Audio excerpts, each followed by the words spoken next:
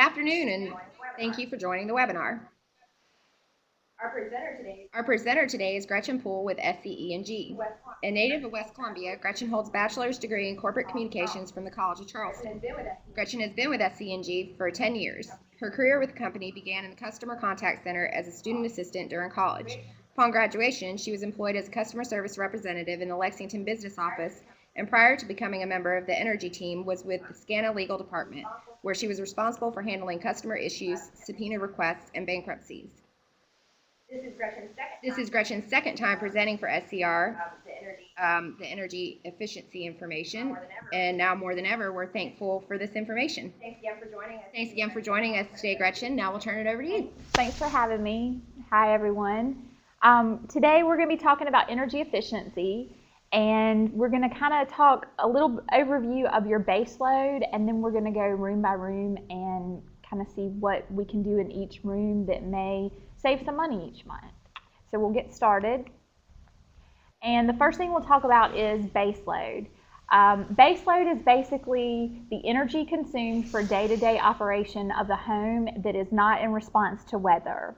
So typically when we talk about that, it's usually thought of as everything except the energy used to heat and cool the home. It would include water heating, any plug loads, pool pumps, well pumps, computers, anything other than heating and cooling. In our area, it hasn't been this way this year, but typically it's the months of April and May and October and November. We like to call those shoulder months when you're not heating and cooling as frequently. So you can find base load if you have an online account with us. And the easiest place to find it is to just go to the Analyze Energy Usage portion.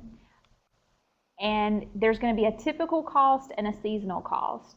The typical cost is your base load or baseline cost, and then your seasonal cost is going to be what it's costing you that month to heat or cool the home. Now here you can also see your typical energy cost and your seasonal energy cost in a graph form, and a lot of customers find that helpful because they can see where their base load is, and base load is something that you can control. That's a very important thing to know, because baseline or base load, you can call it either one, but that is something you can control because you can unplug appliances that are not being used. A lot of times, one of the big things today is cell phones, and I'm guilty of this as well as I'm sure some of you out there are, but when I have my cell phone plugged in, it's taking power to my cell phone. But when I leave my house, if I unplug the phone and I leave the charger plugged into the wall, it still thinks that there's a phone there that it needs to charge. So you may want to unplug those phone chargers when you're not at home. They're very small users of energy, but every little bit helps in today's day and time.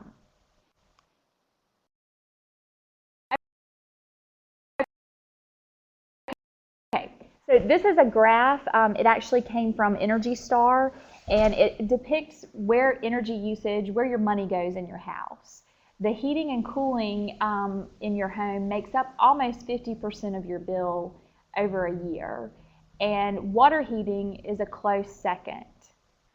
So water heating makes up, it's the second largest energy consumer in your home. So these are two big things that we hone in on when we talk with customers and when we visit their homes, and we're going to talk about those in a little more detail in some of the slides coming up.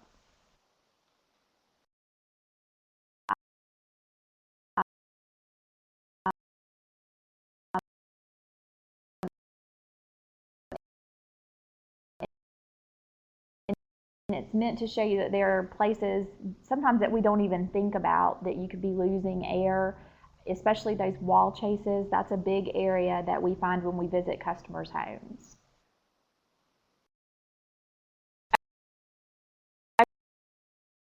Okay, so one of the places that we put a lot of emphasis on is attic insulation. And the reason being, a lot of times we think about this more in the winter than we do in the summer, but attic insulation actually helps keep conditioned air, which we just talked about is about 50% of your bill in the high cooling seasons or heating seasons. It helps keep that conditioned air inside your home. So we recommend that you have an R38, which is a resistance value of 38. It's equivalent to about 12 to 14 inches. We find that in older homes especially, people have very minimal insulation and sometimes don't have any at all. So that's somewhere that they can really make an addition and save, and the return on investment is usually pretty quick. As an example, we had a customer in the North Augusta area who spent about $700 to insulate their attic, and I believe the house was around 2,000 or 2,500 square feet. And through the heating and cooling seasons so far, they have saved, and keep in mind this is over several months, but they've already saved about $400 or $500. So they've almost recouped their investment. It can be, if you already have attic insulation, you can complete this in stages if you're using the bat, which is like the Pink Panther, that just rolls out. But you can also do the blown insulation, which is illustrated in this picture.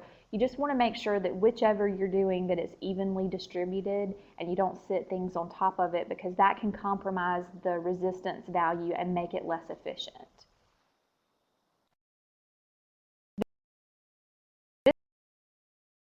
This is a really easy thing that you can do, is to insulate, caulk, and weather strip around your home. So the key with windows is if you can see any light coming from around the outside, you want to make sure that those are caulked.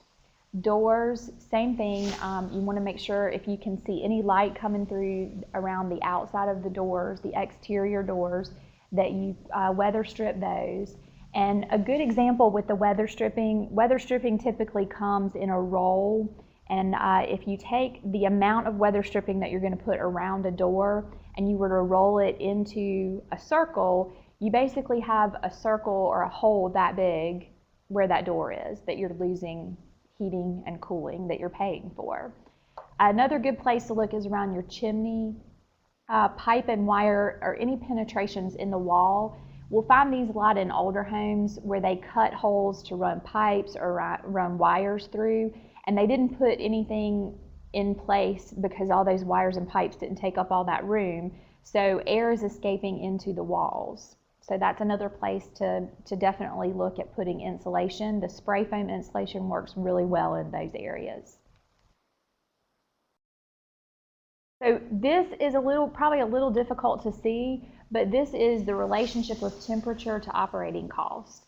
And y'all probably heard over the years that we recommend a thermostat setting of 68 degrees or lower in the wintertime, and a thermostat setting of 78 degrees or higher in the summertime. Now, in our climate, especially right now, 78 degrees to a lot of people seems warm. But this graph is meant to illustrate, for every degree above 78 degrees, how much more a customer could be paying to cool their home or heat their home in the wintertime. So if 78 degrees is recommended, 79 degrees, it could be about 10% more.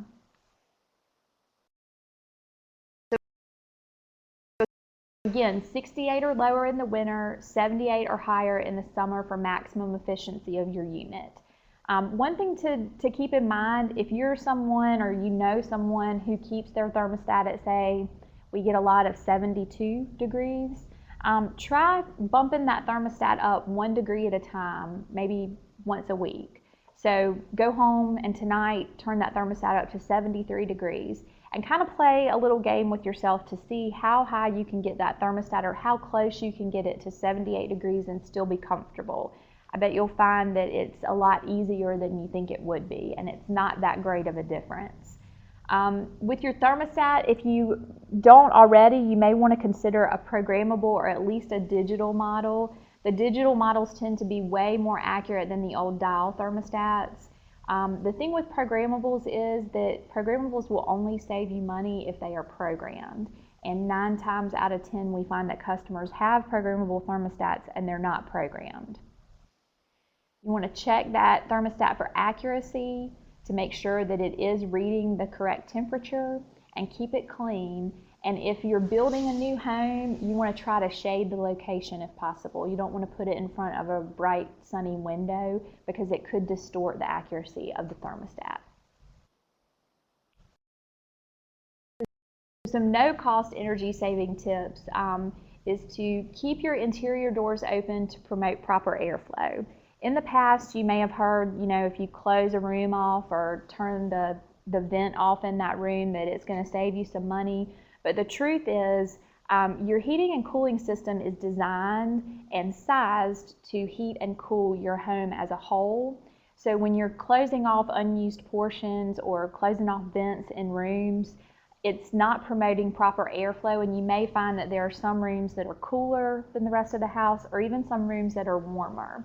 And a good way for you to understand this is when you close a room off, you probably have noticed when you go to open that door, you can feel the rush of air come through, and it's probably warm air coming from that room. But it's just the law of physics. The warm air wants to get to the cool air. The third bullet, you want to utilize ceiling fans, and oftentimes that'll allow you to raise the thermostat setting in the warmer months. So if you're used to keeping the thermostat at, say, 74, if you're using ceiling fans in those rooms, that you could probably turn the thermostat to 78 and you'd still be comfortable. But remember that fans don't actually cool the room, they only circulate cool air, so you want to turn those off when you leave the room. In our climate, a lot of homes have electric heat pumps, and one of the big things with that is to make sure that the thermostat in the home is compatible to the heat pump. If it's not, it can cause usage to increase, and a lot of times we find that people think they're doing something good by installing a new thermostat, and it's not compatible with that heat pump. You want to be aware of heat strips, or emergency heat, or auxiliary heat as it's sometimes called. In the wintertime, it's not a concern in the summertime, but in the wintertime, you don't want to increase the temperature setting more than 1 or 2 degrees at a time because it can unnecessarily activate the heat strips. And probably the most important thing with a heat pump or any unit is to try to have the unit serviced at least once a year. We typically recommend, if you're only going to have it done once a year, to have it done in the spring because our cooling season tends to be a little more difficult for those units than the heating season. Ducts and filters, you want to make sure that ducts are well sealed and insulated. Check those filters every month and replace them when they're dirty, and make sure that there's not furniture blocking the returns, and make sure the returns, ducts, and filters are all kept clean. Ductwork is a huge part. It works with the heating and cooling, so you also want to visually inspect the ductwork periodically to make sure there aren't any leaks or tears in it.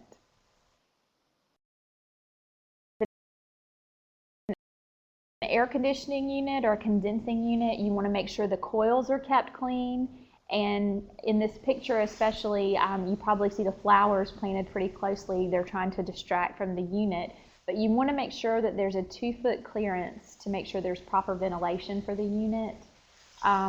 Research if a new unit is being installed, because SEER rating, or a seasonal energy efficiency ratio, the higher the SEER, typically the better the efficiency of the unit.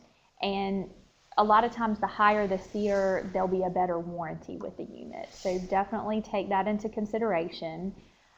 If you or anyone you know have window units, you want to make sure that those are well sealed and well drained, and that they're properly maintained.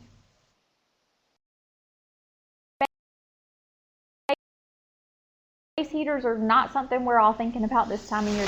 It's too warm outside, but we do like to touch on those. Customers don't understand a lot of times how much they can cost, but they are designed to heat small spaces or individual rooms, not entire homes, which we do find sometimes customers trying to use them to heat their entire homes.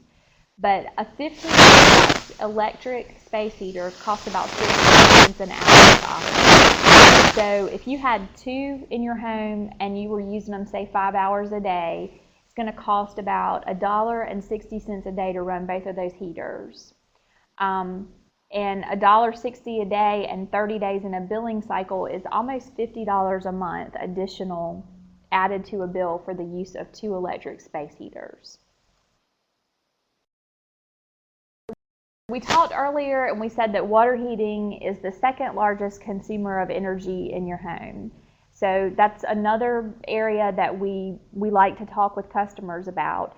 A lot of times when you get a water heater, the manufacturer typically sets the thermostat at 140 degrees. We, however, recommend a thermostat setting of 120 degrees. It's typically plenty warm enough to wash clothes, take baths, and wash dishes. There are some dishwashers who the owner's manual will ask that you set it at a higher or a lower temperature, so we always ask that you refer to those. You want to make sure all of your hot water pipes that lead from that unit are insulated, and periodically check the unit for leaks, because since it's the second largest consumer of energy in your home, you want to make sure it's always in working order, and periodically drain it to remove sediment. Now with electric units, you may consider a timer. It's much like a programmable thermostat, and it turns the unit off for a period of time when you're not home, and it'll turn itself back on, say, at a certain time each day, right before you get home, so that there is hot water. If you have a natural gas water heater, there's usually a vacation mode that you can utilize when you're away from home for several days, and it keeps it at a lower setting or turns it back so that it's not continuously heating that water when you're away from home. Tankless gas water heaters are all the rage these days, and we have lots of customers who just think they're the greatest thing. We get lots of positive feedback about the tankless gas water heaters. They can last anywhere from 12 to 20 years, and they're more energy efficient than regular tank units because they have a mechanism where when you turn the water on, it comes through and heats it as you need it. So a lot of times you'll hear these referred to as on-demand water heaters. They do have a higher initial cost, but the cost on these has come down considerably since the last few years when they were first introduced. And natural gas units can achieve approximately 4 gallons a minute of continuous hot water. Now they do make electric counterparts that are tankless units, but we have found that they're best for low or remote use areas like garages or small areas of your home where you may need access to hot water. Moving on to the living room, we recommend that you plug electronics into power strips. 2 reasons for that. 1, it can save a little money, but 2, we talked earlier about unplugging things that you're not using. So power strips often, if you plug things into that, instead of having to remember to unplug 5 or 6 different things, you can just flip that button on the top and it will turn all of them off for you. Again, unplug cell phone chargers when not in use. And computers, especially the older, bulkier computers, are very large consumers of energy, so we recommend that you turn computers and printers off when they're not in use. Keep your light bulbs and fixtures clean, and replace your incandescent bulbs with your compact fluorescent bulbs. Now, compact fluorescent bulbs, you've probably seen them. They look like the little pigtails, but often now you can find them and they look just like the regular incandescents. So they typically last 5 to 8 times longer than incandescent bulbs and give off significantly less heat. If you're already using them, you probably have noticed that you can touch them even after they've been on for several hours. They use about 1/3 of the electricity of an incandescent bulb, and they can be used anywhere an incandescent bulb is currently used. They even make them for ceiling fans, the candle-looking lights. So just, you have to check different stores, but they have all the different kinds of those. So all of this information that we've just talked about can be found on our website under the Be Energy Wise and Save link. And you can also find our Energy Analyzer tool. That's where you can analyze your bills and you can get your usage history and all that good stuff. We also have an online energy audit tool where there's 2 different forms. One is a short version and one is a little bit longer. but you input some information about your home, and then it will compile a report for you based on the information that you've put in with some recommendations of things that you can do around your home. We also have some other offerings that we've just started to offer through our demand side management program. We have some rebates and incentives. First one, I believe, we've got is the home energy checkup. That is a visit that is conducted by the area that I work in. All that we ask is that you complete a one-page application with some really basic information about your home, and you send that back to us, and then we'll contact you to schedule an appointment with one of our energy services representatives.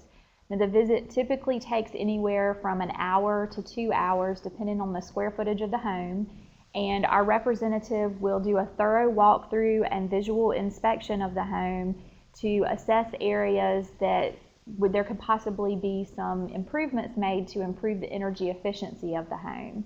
And this is a free service that we offer to all of our residential customers. We also have some lighting discounts, and up to $1.50 a bulb at participating retailers. And the discount's received in one of two ways. Either it's already included in the discounted price, or it's applied at the register. And all you have to do is just look for our EnergyWise symbol in the different stores. But there's a list of participating retailers on our website. But I do know in the Columbia area that several of our Home Depot and Lowe's stores, as well as some of the smaller, more local stores, are also participating. Our heating and cooling and water heating program offers cashback rebates that are several $100s for purchases of high efficiency heating and cooling and water heating equipment. Rebates for installing a new heating and air conditioning system range anywhere from $200 to $525, and rebates for improvement of an existing heating and air conditioning unit are anywhere from $60 to $150. All of the work must be completed by an approved SCE&G contractor, and a list of these contractors can be found on our website as well.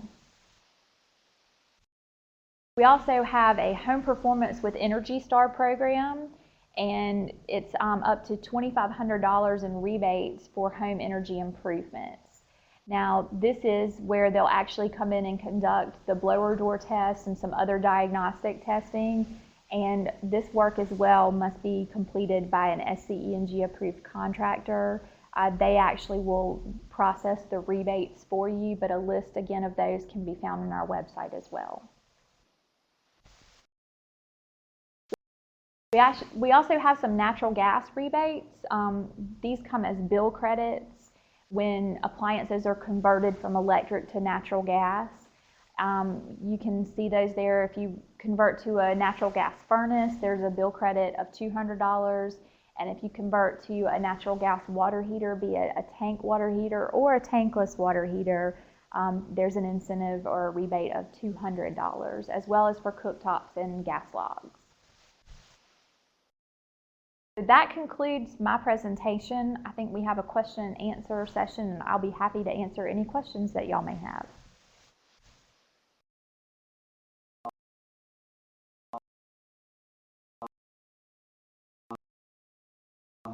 First question is, are there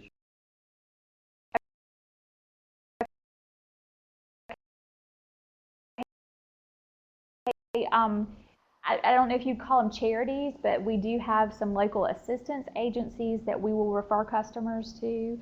I believe, if I'm not mistaken, I don't have the list with me, but we've got the Wateree Community Action Council, and there's the Aiken-Barnwell Community Action Agency that we'll refer customers to. But we have access to a list of these certain people that customers have to contact, and I believe they have to go in and show that they do need help with their bills.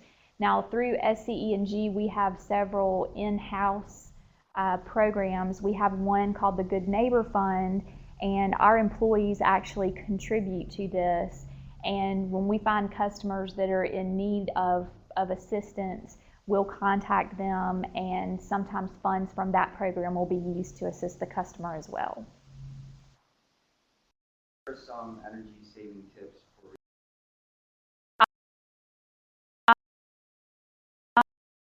The big thing that we find to assist realtors, or that when we visit homes, is that thermostat setting. I know that y'all are trying to sell the house and you want to make it either cozy in the wintertime or you want to make it nice and cool in the summertime.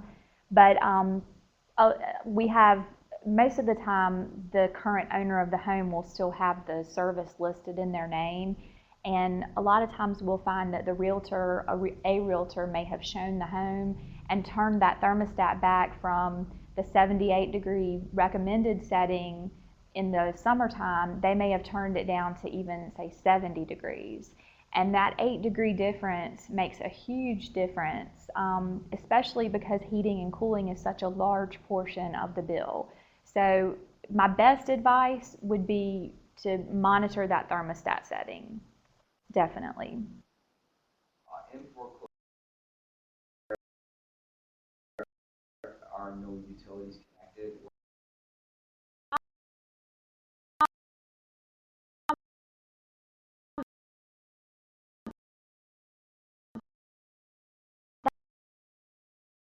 That's a good question. I've never had that before. If they give us a call, I'm sure there's something that we could do. We could, get power turned on for maybe a day or two, as long as we knew about when the inspection was going to be taking place. The other thing is to keep in mind, if there are not utility services there and you're looking to get an idea, we can't just give information about what the bills typically run there. So my best advice there is to have whoever the current owner of the home is either authorize you to call in and get that information, or ask them to obtain that information so that you have it.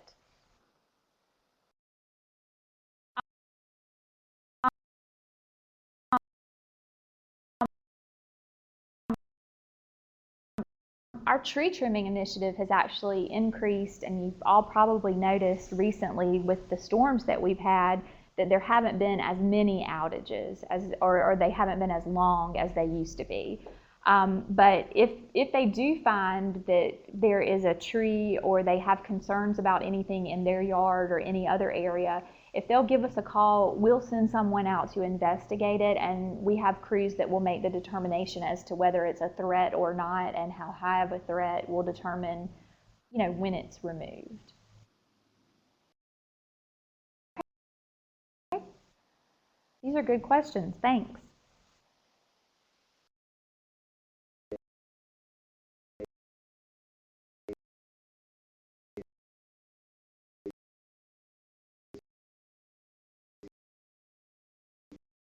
Good time to use your matrix. Well, unless you're on one of our time of use rates, you're being billed, for the first 800 kilowatt hours at one rate, and then anything after that. So it really doesn't make a difference. I would say this time of year, with it being as warm as it is, we would recommend that you wash and dry those clothes either at the beginning of the day or at the end of the day at night, because when you're drying the clothes particularly, you're adding heat to the home, which is probably going to make the cooling unit work a lot harder. So that's just something to keep in mind.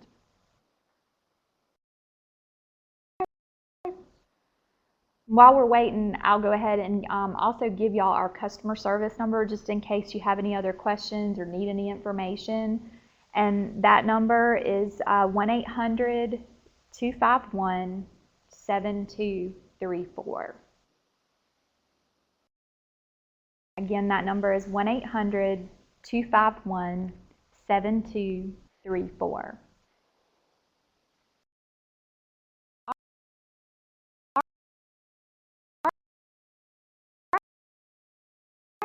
Thank you very much for having me. I enjoyed it.